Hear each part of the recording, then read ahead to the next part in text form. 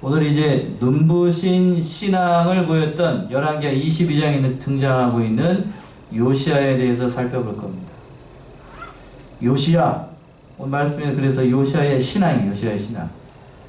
공과에는 요시야가 율법책을 발견함 이렇게 되어 있을 거예요. 그것보다도 요시야가 율법책을 발견해서 뭐를 했다는지 그 발견한 이유가 뭔지를 알아야 될 거 아니에요. 그래서 저는 간단하게 요시야의 신앙 이렇게 말씀의 제목을 잡았어요. 그래서 이제 공과에는 이렇게 나누지 않고 또 뭐 이렇게 나눴는데 이렇게 저는 이렇게 나눴어요. 7절까지는 요시야가 성전을 보수를 합니다. 성전을 보수해요. 7절까지 좀 고치셔요. 성전을 보수를 했고, 그리고 이제 8절에서부터 11절까지는 성전을 보수하다가 율법책을 발견합니다. 8절에서부터 11절, 그리고 마지막으로 12절에서부터 20절까지는 말씀을 듣고 요시와 백성들이 회개함. 이 대제를 나눌 때에도 어렵게 나누면 아직었어요. 그렇게 나누면 뭔 말인지 너무 길게 나누면 안 돼요. 제목도 간단하게, 또 대제를 나눌 때도 너무 장황하게 나누면 헷갈려요. 듣는 사람이나 받는 사람이. 그래서 7절까지는 요시야의 성전 보수, 8절에서부터 11절까지는 율법책을 발견함, 그리고 12절에서부터 20절까지는 말씀을 듣고 요시야와 백성들이 회개함. 이렇게 해야 간단하지요. 첫 번째 요시야의 성전 보수라고 되어 있는데, 먼저 1절 한번 읽어보세요. 1절. 요시야가 유에 나아갈 때 나이 8세라 예루살렘에서 31년을 치리하니라. 그 모친의 이름은 여디다라. 보스가 아자야의 딸이라. 예, 요시야는 아버지가 일찍 세상을 떠났습니다. 요시야의 아버지가 누구냐면 아몬이라고 하는 사람인데, 그 할아버지가 또 누구고? 므낫세예요. 므낫세. 이 유다 역사 가운데 북쪽 말고 남쪽 유다에서 가장 악한 왕을 들라라고 하면 므낫세예요. 므낫세. 열왕기에서는 므낫세를 들고 있는데 참으로 악한 왕이었습니다. 근데 또 아이러니한 건 뭐냐면, 그렇게 악한 왕임에도 불구하고 몇 년을 유다를 다스리게 되냐면 자그마치 55년을 다스려요. 55년. 세상이 대단하죠? 대단해. 55년 동안 유다를 다스리면서 온갖 우상이라는 우상은 다 섬기게 만들고 하나님이 하지 말라는 짓만 골라서 합니다. 그게 누구요? 자기 할아버지 므낫세예요. 므낫세. 다음에 주일 낮에 한번 설교를 하게 될 것인데, 그러나 말년에 가서 므낫세도 자기가 한 것을 잘못했다는 것을 알고 뭐를 하게 되냐면 뭘 할 것 같아요? 회개합니다. 몰라요. 그래서 천국 가면 므낫세가 있을지 없을지는 모르겠는데, 있게 되면 그때 왜 그랬는지 한번 제가 물어보려고. 왜 그렇게 하지 말라는 것만 골라서 했냐고 한번 궁금해가지고 한번 물어보려고. 저도 뭐 하나님 앞에 섰을 때에는 뭐 죄인이기는 마찬가지인데, 성경에서 보게 되면 므낫세 아주 그냥 악해. 하지 말라는 것만 골라서 합니다. 그래도 마지막에 회개했으니까 진심으로 하겠다라고 하면 천국에 있었겠지만, 아무튼 요시야의 토양을 보게 되면 아버지는 아몬이라고 하는 사람이 일찍 죽임을 당하고 그 부하들에 의해서 일찍 죽임을 당해요. 그래서 8살에 왕이 된 거고, 할아버지는 또 유대 가운데 가장 악한 왕이 므낫세이고, 그러니까 이 요시야가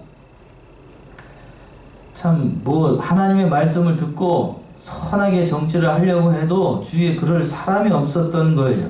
그런데도 하나님의 은혜로 말미암아 8살에 왕이 됐음에도 불구하고 다윗의 길을 따라가요. 이것이 하나님의 은혜죠.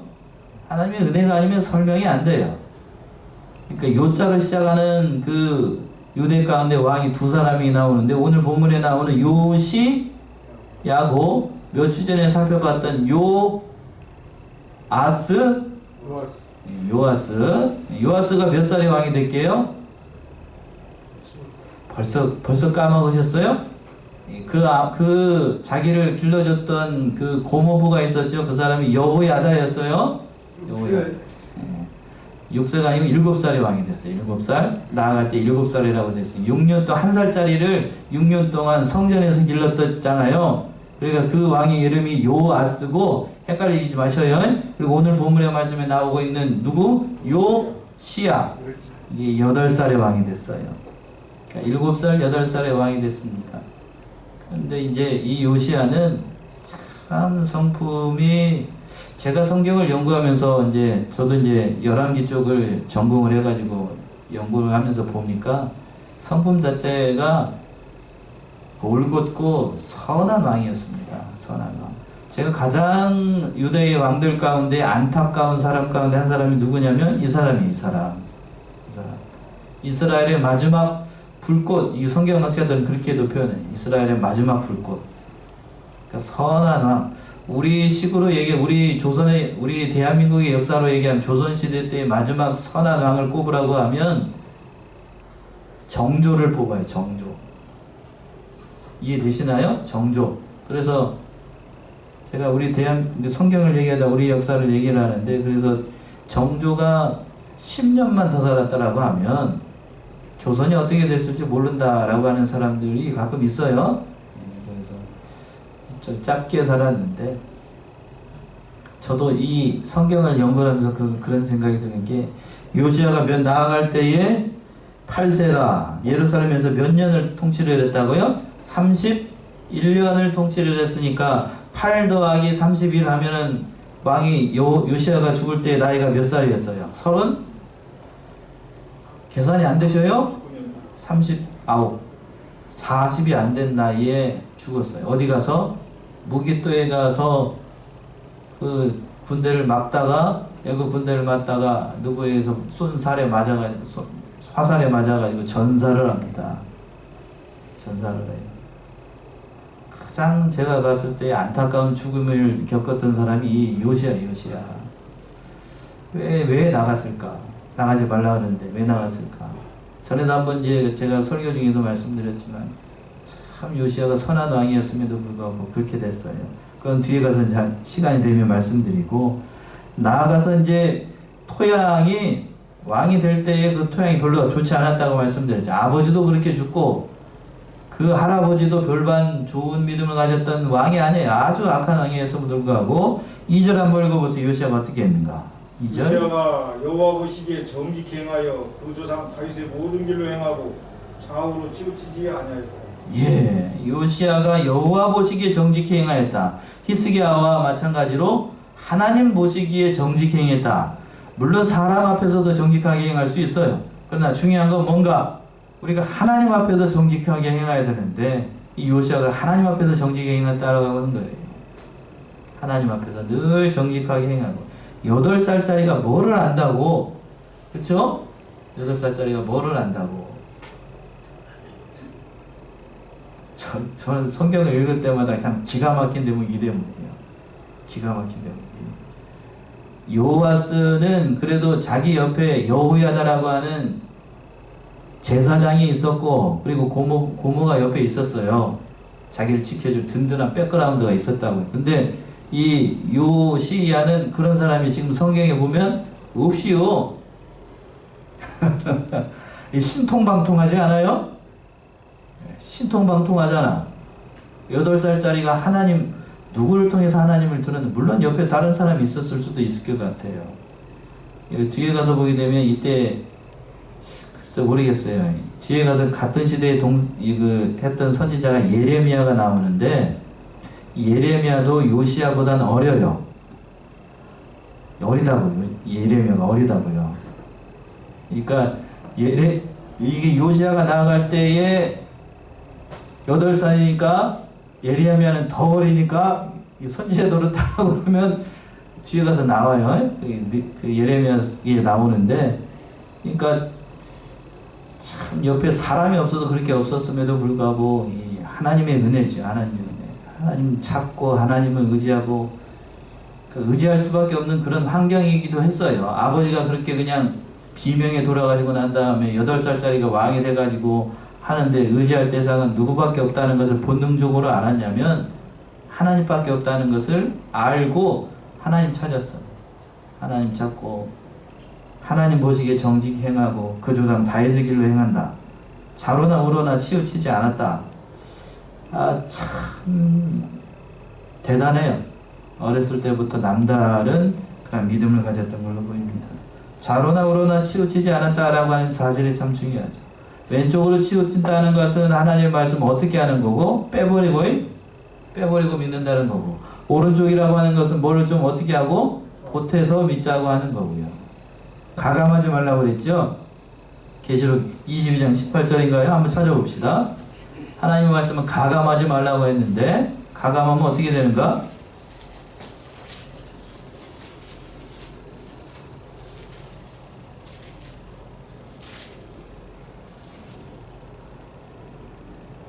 18절이요. 22장 18절.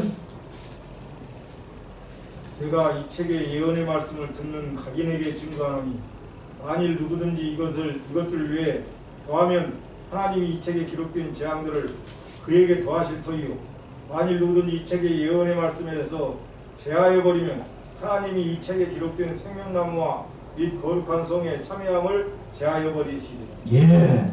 자로나 우로 치우치지 말라는 말씀이 이거예요. 보태지도 말고 빼지도 말고 그냥 말씀 그대로. 이 요시아가 그런 믿음이었어요. 신통방통이 8살짜리가 뭐를 안다고. 그 말씀 그대로 살아갔다라고 하는 것이 참 귀할 뿐입니다. 그래서 이제 3절 보시면 3절.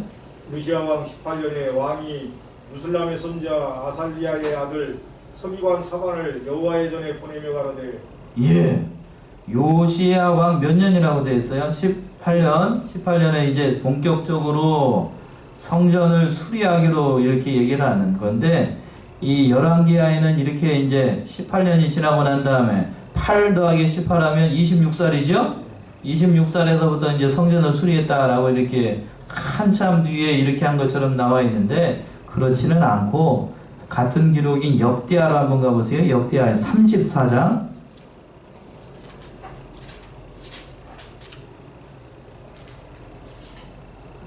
34장 1절에서부터 한번 읽어보세요. 역대하 34장 1절에서부터.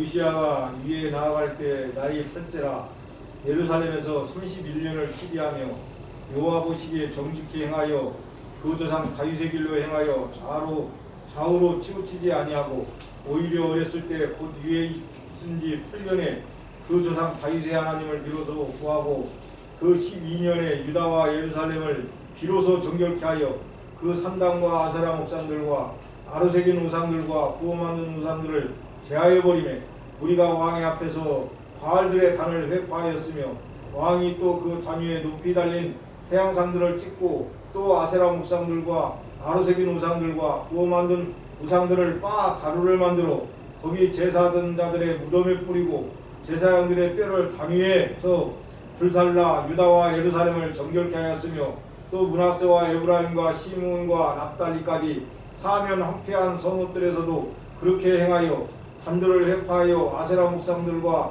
아로새긴 우상들을 빻아 가루를 만들며 온 이스라엘 땅에 있는 모든 태양상을 찍고 예루살렘으로 돌아왔더라. 예. 위에 올라가자마자, 그러니까 어린 나이에 왕이 돼가지고 8년이라고 그랬어. 3절이고 오히려 어렸을 때 곧 위에 있으니 몇 년에? 8년에 이런 대대적인 개혁을 시작을 한 겁니다. 8 더하기 8 하면 몇 살이죠? 16이지. 16살. 여러분 아이 키우는데 16살에 이런 행동을 한다. 상 줘야 돼요. 상 줘야 돼. 대단한 결단을 한 거예요. 어린 나이에. 자기 아버지, 자기 할아버지가 만들어 놓은 전통, 이걸 쉽게 얘기하면 우상문서를 만들어 놓은 걸 지금은 우리가 이렇게 이제 하니까 별로 아닌 것 같지요? 그러나 자기 조상들, 자기 할아버지, 아버지가 만들어 놓은 그 모든 거 잘못했다고 다 자기가 손수 칼 들고 가가지고 때려 부신다라고 하는 거, 이거 대단히 어려운 거예요. 어려운 거라고. 그럼에도 불구하고 이 젊다고 얘기하기도 어렵죠. 아주 이 머리에 뭣도 안 마른 16살짜리가 뭐를 한다고 이렇게 한다고 하는 건 믿음이 없으면 설명이 안 돼요. 설명이 안 된다고. 설명이 안 돼요. 그리고 난 다음에 8절 보시면 34년 8절 보면 요시아가 위에 있은 이제 18년에 그 땅과 전을 성결케 하기로 마치고 이렇게 시작을 하고 있는 거예요. 그러니까 열왕기로 돌아오게 되면 3절에서 보게 되면 그 역대하에 있는 말씀들이 생략이 돼 있는 거예요. 갑자기 이런 일을 한 게 아니고 요시아는 전에부터 이미 실력을 만들어 놨어요. 그러니까 이런 일들을 갑자기 하려는 게 아니고 이제 그러고 난 다음에 성전을 이제 고쳐야 되겠다. 성전을 보수해야 되겠다. 하나님이 계신 그 성전을 고쳐야 되겠다는 그런 큰 마음을 가지고 성전을 대대적으로 보수를 하려고 한 겁니다. 잘한 거지요? 잘한 거라고요. 참, 제가 성경을 연구하면서 보게 되면, 요시아의 행적을 보게 되면, 참 하나님이 봤을 때 기특하지 않았을까 싶어요. 그쵸? 얼마나 하는 족족 하는 일마다 이 마음을 시원하게 하고, 이런 일들을 하게끔 하는 하려고 하는 이 요시아의 행동을 보게 되면, 참 성경을 읽을 때마다 이 가슴이 참 뭉클합니다. 뭉클해요. 뭐가 있어서가 아니고 오직 믿음 하나만 바라보고 이렇게 나가는 걸 보게 되면 이 젊은 군주가 참 대단했어요. 그리고 난 다음에 뭐라고 얘기를 하냐 보내면서 요시아가 얘기를 해요. 4절과 5절. 너는 대제사장 hil기야에게 올라가서 백성이 여호와의 전에 드린 곧 은지킨 자가 수납한 은을 계수하여 여호와의 전 역사 감독자의 손에 붙여 저희로 여호와의 전에 있는 공장 위에 두어 전에 퇴락한 것을 수리하게 하라 하되. 예. 요시아가 서기관 사반을 불러가지고 서기관 사반이 이제 여기서 보게 되면 이때부터 등장을 하는데 서기관 사반이 그 요시아의 신복이었던 것 같습니다. 그래서 서기관 사반과 뒤에 가서 또 제사장 한 명이 나오는데 대제사장 hil기야라고 되어 있어요. 8절에서 보시면 hil기야도 이제 그 요시아의 그 계획을 같이 동참했던 사람, 언제부터 동참했는지는 잘 모르겠고 그때 동참했던 사람이 이 사람인 것으로 보여요. 그래서 대제사장이 성전을 수리하도록 명령을 했고 수리하는데 드는 비용은 그 여호와의 전에 모이는 백성들 특별 연보함을 만들었어요. 저희 교회처럼 연보함을 만들어 가지고 거기다가 연보하는 대로 그걸 가지고 따로 걱정 말고 그걸 가지고 거기대로 성전을 보수하게끔 한 겁니다. 참 잘한 결정이에요. 백성들에게 부담 두지 않으려고 했고 특별히 백성들이 거기에 올 때마다 가지고 있는 그 자기에 있는 실력에 맞게 요시아가 이렇게 한 거예요. 이것도 참 잘했어요. 그러니까 국가의 재정이 어려운 상태에서도 괜히 그냥 채권 남발해가지고 국가 부도나게 한 게 아니고 성전에 오는 사람들이 연보계를 만들어가지고 은혜 받은 대로 뭘 하라고 연보해가지고 그 연보가 나오는 대로 성전을 보수하도록 한 겁니다. 잘한 거지요? 잘한 거라고요. 그러니까 믿음이 크고 은혜가 많이 받은 사람들, 또 재정적으로 여유가 되는 사람들은 많이 했을 거고 그렇지 않고 어려운 사람들은 적게 하는 것, 그것 가지고 한 겁니다. 참 잘한 일이에요. 잘한 일. 그리고 또 6절 7절이요.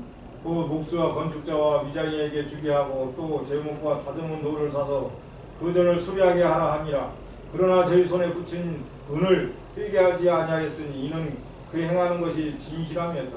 예, 맡기고 난 다음에 모든 것을 다 하도록 했는데 그러나 이제 7절에 그래서 그랬죠. 그러나 저희 손에 붙인 은을 뭐 하지 않았다고요?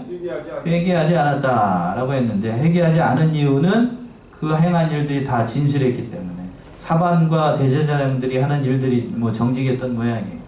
그런데 그 믿었으니까 이렇게 전권을 맡긴 건 참 좋은 일인데 오늘날에도 돈을 맡겼는데 회개하지 않고 가만 놔두면 될까요? 안 될까요? 오늘날은 안 돼요. 이렇게 하면은 사람은 믿는데 뭐는 믿을 수가 없냐면 뭔 믿을 수가 없죠? 돈은 믿을 수가 없어요. 목사님 그게 뭔 말이래요? 사람은 믿는데 뭐를 못 믿는다고요? 돈은 못 믿어요. 돈은. 이게 참으로 중요한 거예요. 돈이 거짓말 시켜요. 돈이. 그러니까 이 웬만해서는 누구나 다 사람은 실수할 수 있기 때문에 그러니까 웬만한 경우에는 회개하는 것이 좋은 거예요. 그러나 오늘 본문의 말씀에서 등장하고 있는 사반과 그 모든 일을 맡겼던 사람들이 하나님 앞에서 진실하게 행했다는 거예요. 이것을 보게 되면 또 한 가지 우리가 사실을 깨닫게 되는데, 요시야가 하나님 앞에서 진실하게 행하니까 그 옆에 있었던 사람들도 어땠다는 거예요? 하나님 앞에서 진실한 사람 옆에 붙여줘 가지고 일을 하게끔 한 거예요. 그러니까 진실한 사람 옆에는 어떤 사람이 따르게 되고, 진실한 사람이 따르게 되고, 진실하지 못하고 선하지 않은 사람에게는 어떤 사람이 따라요? 선하지 못한 사람이 따라요. 좀 잘못된 비유가 같지만, 별로 안 좋은 비유가 같지만, 길거리에 그 어떤 개가 지나가다가 응가를 했어요. 그럼 잠시 뒤면은 거기에 벌이 안 나요? 파리가 안 나요? 벌이 앉아요 거기에? 파리가 앉아요. 그러나 길에 지나가다가 꽃이 예쁘게 폈어요. 지금 코스모스가 필 때쯤 된 것 같은데 펴 있어요. 그러면 파리가 안 나요? 벌이 안 나요? 벌이 앉아요. 그럼 그거하고 똑같은 거 아니겠어요? 요시야가 진실하게 행하니까 그 옆에 사반과 같고 또 뒤에 대제사장이 나와요. 8절 말씀이죠. 8절 한번 읽어보세요. 대제사장 hil기야가 서기관 사반에게 이르되 내가 여호와의 전에서 율법책을 발견하였노라 하고 그 책을 사반에게 주니 사반이 읽으니라. 예, 이 hil기야와 같은 그 대제사장 hil기야도 그 요시야 옆에서 그 모든 일들을 잘 감당했던 이 선한 사람인 걸로 보입니다. 선한 사람이었어요. 성전을 수리하다가 뭘 발견했는가? 하나님의 은혜 가운데 성전을 수리하다가 하나님의 율법 책을 발견하게 됩니다. 은혜를 주신 거예요. 선한 일을 하니까 이제 일만 하지 말고, 모르겠어요. 전에도 이제 요시야가 어떻게 했는지 모르겠지만, 일만 하지 말고 하나님께서 이제 뭐를 하라고 얘기냐면 말씀에 서라 하는 얘기예요. 말씀에 서라. 그래서 하나님께서 율법을 발견하게 하신 거예요. 그래서 9절부터 한번 읽어보세요. 9절부터 11절까지. 서기관 사반이 왕에게 돌아가서 공명하여 가로되 왕의 신복들이 전에 있던 돈을 쏟아 여호와의 전 역사 감독자의 손에 붙였나이다 하고 또 왕이 여호와에 가로되 제사장 hil기야가 내게 책을 주더이다 하고 왕이 앞에서 읽으매 왕이 율법책의 말을 듣자 곧 그것을 찢으니라. 예. 왕이 율법책의 말을 듣자 뭐를 찢었다고요? 옷을 찢었어요. 옷을 찢는다는 것은 회개를 상징을 합니다. 회개를 상징. 요엘 2장 13절이죠? 한번 읽어보세요. 요엘 2장 13절. 잘 찾아보지 않는 성경인데 요엘 2장 13절.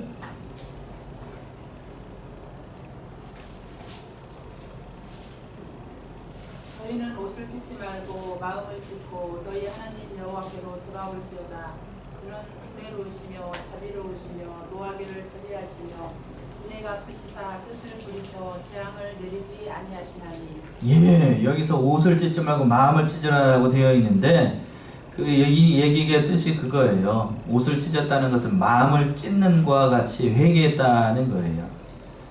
그러니까 요시야가 하나님의 말씀을 듣자마자 옷을 찢었어요. 회개했다는 얘기입니다. 여기서 보게 되면 참 선한 왕이었어요. 선한 왕. 그 성품 자체, 여러분 성경 읽을 때 성품이 보이나요? 안 보이나요? 보이죠? 이 성품이 보여야 됩니다. 그냥 문자만 보지 말고 글자만 보지 말고 얘가 어떤 이렇게 행동을 했을까를 보세요. 내가 요시야 입장에서 돼서 이 성경을 보셔요. 성경을 보셔요. 살아있는 믿음이 있었어요. 하나님께 대한 그런 올곧은 믿음이 있었고 늘 하나님 앞에서 살려고 애를 쓴 겁니다. 그러나 하나님의 말씀을 듣고도 아무런 감각이 없이 그런가 보다, 그런 사람들은 참으로 이미 죽은 겁니다. 에베소서 4장 18절이죠? 한번 찾아보세요. 중요한 성경 구절이라 놓치기 아깝습니다. 에베소서 4장 18절. 저희 총명이 어두워지고 저희 가운데 있는 무지함과 저희 마음이 굳어짐으로 말미암아 하나님의 생명에서 떠나 있도다. 예, 하나님의 생명에서 떠나 있도다. 마음이 굳어졌기 때문에 하나님의 말씀 듣지 않으니까 마음이 굳어져요. 마음이 굳어지니까 하나님의 생명이 떠나게 되는 겁니다. 그러니까 하나님의 말씀을 들을 때에 하나님 앞에 감동해야 되고 그 모든 일들을 다 해야 됩니다. 여기서 우리 중요한 사실을 발견해요. 말씀을 듣고 이제 요시야가 그 백성들 앞에서 회개하게 되는데 참으로 중요한 것 같아요. 참으로 중요한 거예요. 그러니까 말씀을 듣는다. 여러분 성경 읽고 계신가요? 말씀을 듣는다. 말씀을 읽는다. 이게 참 중요한 일입니다. 성경을 읽는 거 강조를 하고 있는데 지금 우진이 어디 갔어요? 우진이가 저기 안에 있는지 모르겠는데 듣고 있어요? 뭐 하느라고 안 듣고 있는지 모르겠지만 저 이제 지금 어디까지 읽었다고? 성경 어디까지 읽었어요? 사무엘 어디? 사무엘 하 들렸죠? 예, 사무엘 하 읽었. 아빠는 아직도 저번에는 창세기에서 이제 출애굽기냐 아직도 출애굽기냐고 그렇게 얘기하는데 여러분은 진도가 어디까지 나가셨어요? 예, 그럼 많이 읽으셔요. 읽어야 일단은 알아요. 일단 안다고. 많이 읽으셔요. 문자로만이라도 읽어야 돼요. 눈으로만이라도 자꾸 읽어야 됩니다. 그 읽어야 돼. 그래야 늘 말씀 깨달아서 수가 있습니다. 읽지 못하는데 목사님 요즘은 스마트폰 어플로도 있습니다. 그래서 어플을 누르면 이렇게 딱 누르면 운전하고 그럴 때마다 예쁜 목소리를 가진 또는 예쁘다 그러면 또 그렇고 아주 저기 유창한 목소리로 남자와 여자 저기 해가지고 읽어줘 졸리지 말라고 읽어주니까 차로 운전하실 때도 듣기라도 하셔요. 듣기라도 하시라고.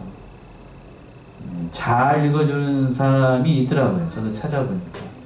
그러니까 많이 읽고 많이 들으셔요. 참 중요한 일입니다. 여기까지 하고 이제 마지막 페이지로 와가지고 12절부터 보시게 되면 이 요시야가 그 말씀을 두고 옷을 찢으면서 그 선지자에게 이것이 과연 언제쯤 임하게 될 것인지 하나님의 진노를 피할 수 있는 다른 방법은 없는지 선지자에게 물어보러 갑니다. 이것도 잘하는 일이에요. 12절에서부터 한번 읽어보세요. 12절부터 왕이 제사장 hil기야와 사반의 아들 아히감과 미가야의 아들 악볼과 서기관 사반과 왕의 시신 아사야에게 명하여 가로되 너희는 가서 나와 백성과 온 유다를 위하여 이 발견한 책의 말씀에 대하여 여호와께 물으라. 우리 열두가 이 책의 말씀을 듣지 아니하며 이 책에 우리를 위하여 기록된 모든 것을 준행치 아니하였으므로 여호와께서 우리에게 환하신 진노가 크도다. 예, 얼마나 잘해요. 그죠? 예. 하나님께서 이런 이 말씀을 듣고 보니까 우리의 열조, 우리 할아버지, 아버지 이거 너무나도 하나님 앞에 잘못했다. 그러니까 이 책의 모든 말씀들이 준행을 해야게 됐는데 하나님의 진노가 너무 크니까 어떻게 해야 될 것인지 선지자에게 물어보라. 이렇게 얘기를 한 거예요. 이렇게 물어보는 자체가 참으로 대단한 거예요. 믿음이잖아. 이게 믿음이죠. 진실되게 행한 겁니다. 그래서 갔습니다. 그 말씀이 14절부터 나오죠. 14절. 이에 제사장 hil기야와 또 아히감과 악볼과 사반과 아사야가 여선지 훌다에게로 나아가니 저는 하락스의 선자 디바의 아들 예복을 주관하는 살룸의 아내라 예루살렘 둘째 구역에 거하였더라. 저희가 더불어 말하매 훌다가 저희에게 이르되 이스라엘 하나님 여호와의 말씀이 너희는 너희를 내게 보낸 사람에게 고하기를. 예, 보세요. 그 사람이 가가지고 그 사람들이 왕이 보낸 사람들이 훌다에게 갔습니다. 여선지자 훌다에게 갔어요. 그러고 난 다음에 훌다가 얘기를 하는데 딱 보고 난 다음에 얘기를 했어요. 근데 15절 주목해야 될 것이 훌다가 저희에게 이르되 이스라엘 하나님 여호와의 말씀이 그 하반절에서 뭐라고 그랬냐면 너희는 너희를 내게 보낸 사람에게 고하기를 이렇게 얘기를 하고 있어요. 왕에게 얘기하기를 이렇게 얘기를 하지 않고 뭐라고 얘기를 했어요? 너희를 내게 보낸 사람에게 고하기를 이렇게 얘기하고 있습니다. 이걸 잘못 들게 되면은 이 여선지자가 여기 우리들 말로 싸가지가 없는 거죠. 왕이라고 그러지 않고 누구요? 너희를 보낸 사람에게 말해라 라고 얘기를 한 겁니다. 이것은 무슨 뜻인가 하면 왕도 선지자 앞에서 곧 하나님 앞에서는 어떤 존재라고 하는 거예요? 한 사람에 불과하다. 사람에 불과하다는 거예요. 왕이 아니고 그 지위나 그게 중요한 게 아니고 하나님 앞에서는 이렇게 사람에 불과할 뿐이다 라고 해서 이렇게 선지자가 하나님의 말씀을 전하게 된 거예요. 16절이에요. 또 여호와의 말씀이 내가 이곳과 그 거민에게 재앙을 내리되 곧 유다 왕의 읽은 책의 모든 말대로 하리니 이는 이 백성이 나를 버리고 다른 신에게 분향하며 그 손의 모든 소유로 나의 노를 격발하였습니다. 그러므로 나의 이곳을 향하여 바람 진노가 꺼지지 아니하리라 하라 하셨느니라. 예, 말씀대로 모든 진노가 임하게 된다는 거예요. 하나님께서 한번 선포하신 말씀은 취소되거나 변경되지 않는다라는 뜻입니다. 그것이 선한 것이든지 아니면 악한 것이든지 하나님께서 한번 선포하신 말씀은 취소가 되지 않아요. 자, 우리 그 로마서 시간에 이신칭의의 교리를 지난 시간에 배웠어요. 한번 하나님의 법정 앞에서 너는 의인이다 라고 선언되면 그것이 취소가 된다고요? 안 돼요. 그거하고 똑같이 오늘 본문의 말씀에서 한번 유다 너희를 멸망시키겠다 라고 말씀하셨으니까 그 말씀도 변할까요? 변하지 않을까요?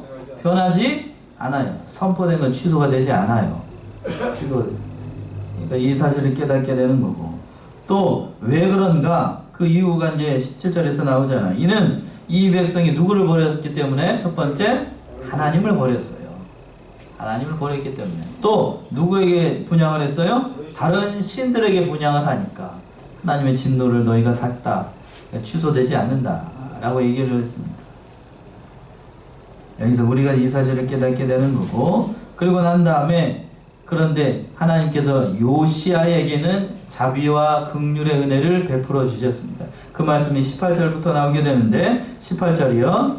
너희를 보내어 여호와께 묻게 한 유다 왕에게는 너희가 이렇게 보아라. 이스라엘 하나님 여호와의 말씀이 이게 들은 말을 의논하건대 내가 이곳과 그 거민에게 대하여 빈터가 되고 저주가 되리라 한 말을 네가 듣고 마음이 연하여 여호와 곧 내 앞에서 겸비하여 옷을 찢고 통곡하였으므로 나도 네 말을 들었노라. 여호와가 말하였느니라. 예, 참 하나님께서 여선지자 훌다를 통해서 얘기를 하는데, 그러나 너에게는 하나님께서 은혜를 베풀어 주시겠다라고 이야기하고 있고, 19절 하반절에서부터 이런 말이 나와요. 나도 네 말을 어떻게 했다고요?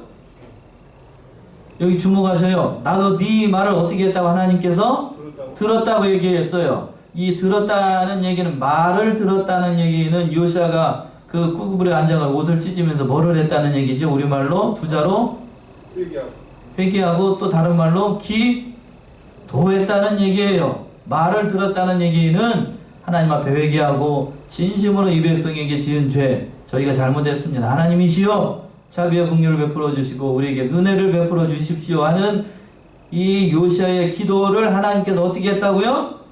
들었다는 얘기예요. 들었다고요. 그러니까 얼마나 간절하게 기도했겠어요. 이게 또 중요해요. 이게 왕이 이 기도했다라고 하는 거. 그러면서 빈터가 되고 저주가 되리라 한 말을 듣고서 마음이 연하여지고 하나님 앞에서 겸비하고 옷을 찢고 통곡하고 이 모든 거 회개했다라고 하는 사실, 그리고 기도했다는 사실이 중요합니다.